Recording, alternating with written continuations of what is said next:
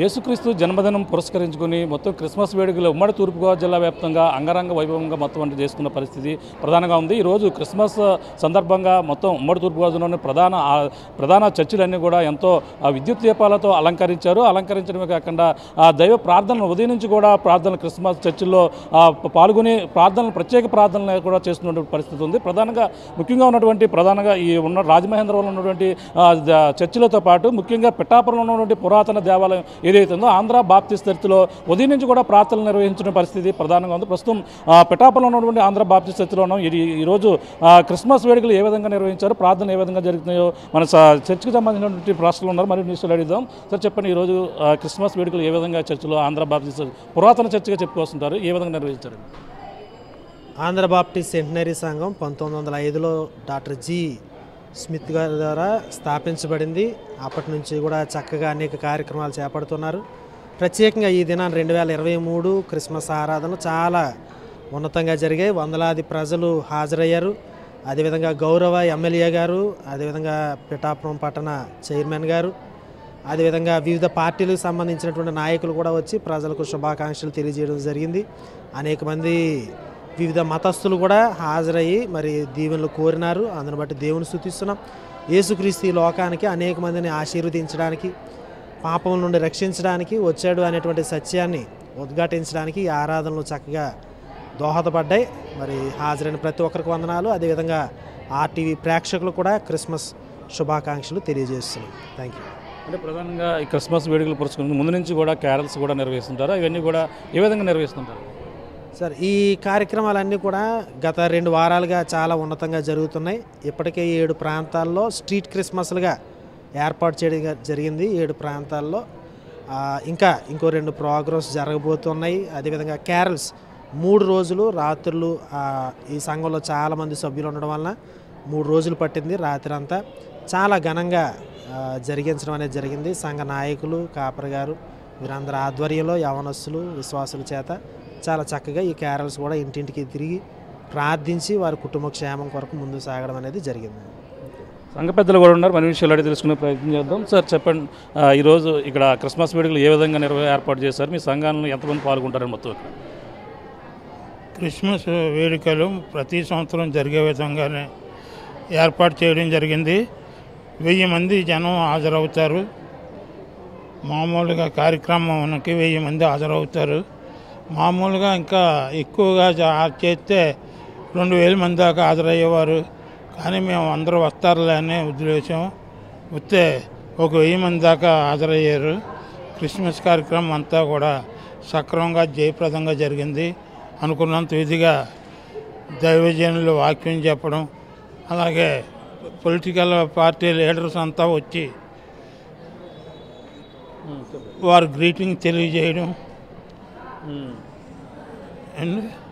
తర్వాత తెలుగుదేశం ఈ యొక్క ఆంధ్ర బాప్టిస్ట్ చర్చ్ ఎంతో చరిత్ర కలిగిన బాప్టిస్ట్ చర్చ్ బ్రిటిష్ కాలం నాటి చర్చిగా కూడా చెప్పుకొస్తుంటారు. దీనికి ఒక విశిష్టత ఉంది, ఏ విధంగా ఉందని విశిష్టత?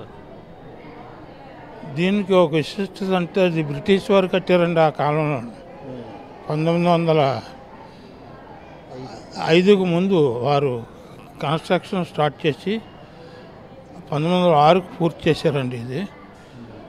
ఇది వారు కట్టడం గురించి వారు ఒక ప్రత్యేకమైన శ్రద్ధ వహించి ఇక్కడ రాజమండ్రి బ్రిడ్జి కట్టే టైప్ లాగా ఇక్కడ గానుగోటు ఏర్పాటు చేసి దానికి బెల్లము, నూనె ఇవన్నీ కలిపిన సున్నాన్ని తయారు చేయించి ఉట్టి సున్నంతోనే కట్టారండి మొత్తం చర్చ్ అంతా కూడా.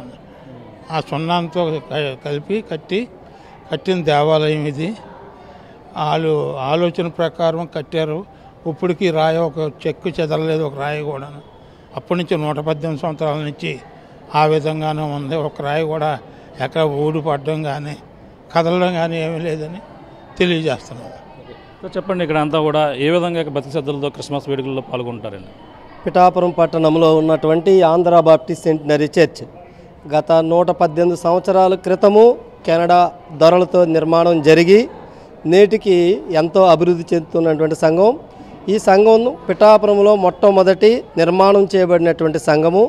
ఈ క్రిస్మస్ అనేవి మా సంఘంలో గత నెల 25వ తారీఖున షాడో క్రిస్మస్తో ప్రారంభమై 1వ తారీఖున టౌన్ క్రిస్మస్, ఐక్య క్రిస్మస్ 2000 మందితో సంఘంలో నిర్వహించబడి, ఇంకా అదేవిధంగా పిఠాపురం నియోజకవర్గ బాప్టిస్ట్ ఫీల్డ్ కౌన్సిల్ క్రిస్మస్, అదేవిధంగా మా పిఠాపురం పరిసర గ్రామాలలోనూ పరిసర ప్రాంతాలలోనూ ఇప్పటి వరకు 10 ప్రాంతాల్లో క్రిస్మస్ నిర్వహించబడి, సంఘం యొక్క విశిష్టత రోజు ఉదయం 6 గంటల నుంచి సాయంత్రం 9 గంటల వరకు తెరిచి ఉండి అనేక వేల మంది సన్నిధిలోకి వచ్చే ప్రార్థన చేసుకొని ఆ యొక్క కుటుంబాలలోనూ వ్యక్తిగత జీవితాల్లోనూ ఎన్నో అద్భుత కార్యాలు, దేవుని మహిమ కార్యాలు జరిగినట్లుగా వారు సంఘానికి వచ్చే సాక్ష్యాన్ని తెలుపుతూ ఉంటారు.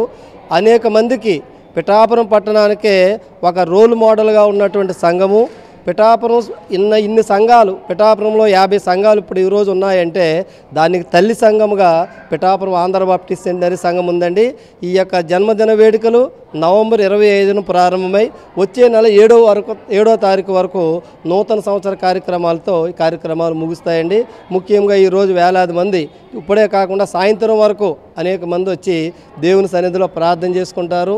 దేవుని సన్నిధిలో ఆ యొక్క ప్రశాంతత, దేవుని సన్నిధిలో ఆశీర్వాదం పొందాలని, దేవుని సన్నిధిలో కొంతసేపు వచ్చి కూర్చొని వెళ్ళాలని ఆలోచన చేస్తూ ఉంటారండి.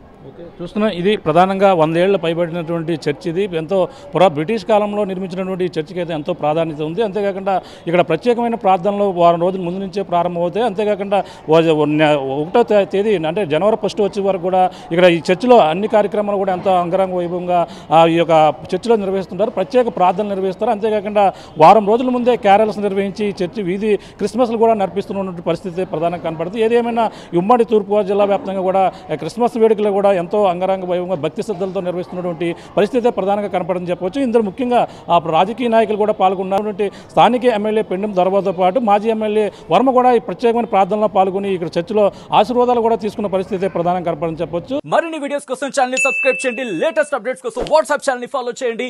అండ్ లింక్ డిస్క్రిప్షన్ లో ఉంది.